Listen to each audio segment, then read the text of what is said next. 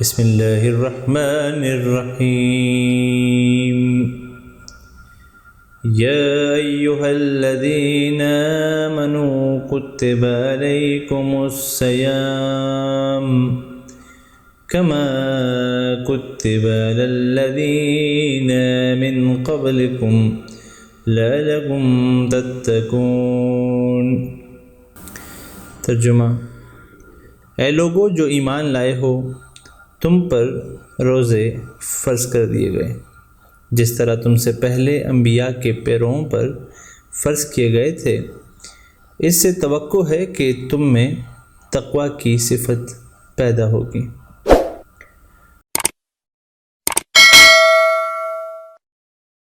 ناظرین السلام علیکم، میری طرف سے اور میری پوری ٹیم کی طرف سے تمام امت اسلامیہ کو بالعموم اور پاکستان کے مسلمانوں کو، تمام بھائی بہنوں کو بالخصوص ماہ رمضان مبارک ہو۔ ماہ رمضان ماہ صیام، ماہ قرآن کی آمد ہے، عبادتوں، مغفرتوں، رحمتوں کا یہ مہینہ، بابرکت مہینہ اب داخل ہو چکا ہے، اور آج پہلی شب ہے رمضان کی۔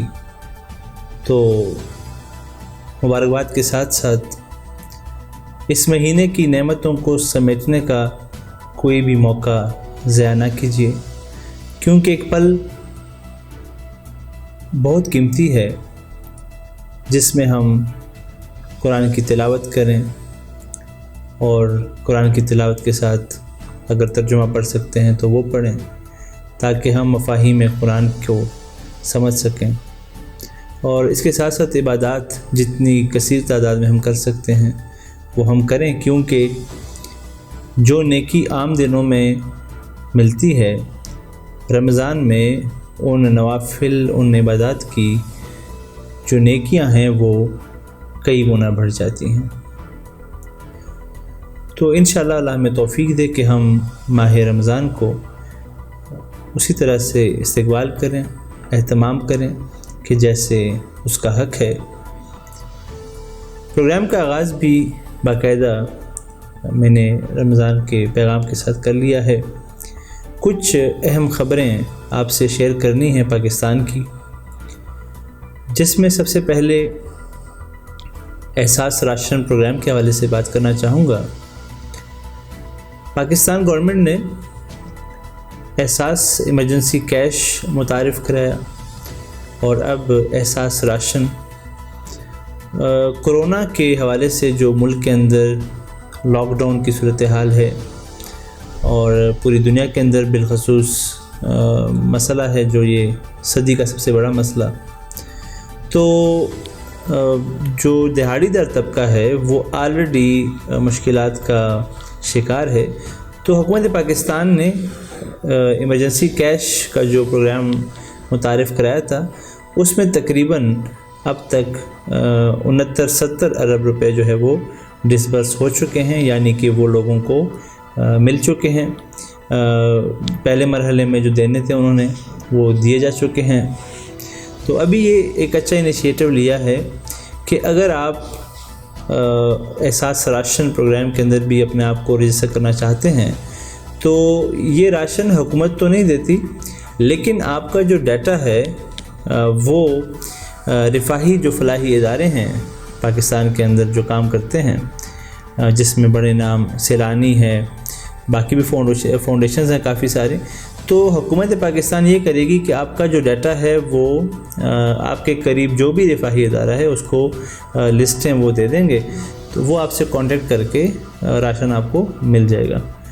تو ایک اچھا سٹیپ ہے، آپ کو انشاءاللہ اس کا جو لنک ہے وہ بھی ڈسکرپشن میں ہم ڈال دیں گے، اور اسکرین کے اوپر آپ کو وہ فارم بھی نظر آ رہا ہوگا جس پر آپ نے جا کے ویب سائٹ میں رجسٹریشن کرنی ہے اپنی۔ تو ایک اچھی خبر اس کے ساتھ یہ ہے کہ پاکستان کے اندر کل 25 تاریخ ہے، 25 اپریل ہے، تو فورینسک رپورٹس کے آنے کی توقع کی جا رہی تھی، لیکن ہماری اطلاعات کے مطابق وہ رپورٹس چونکہ ابھی تک انکمپلیٹ ہیں، فورینسک رپورٹس جو ہیں اس لیے نامکمل ہیں، تو اب مزید وقت مانگا جائے گا.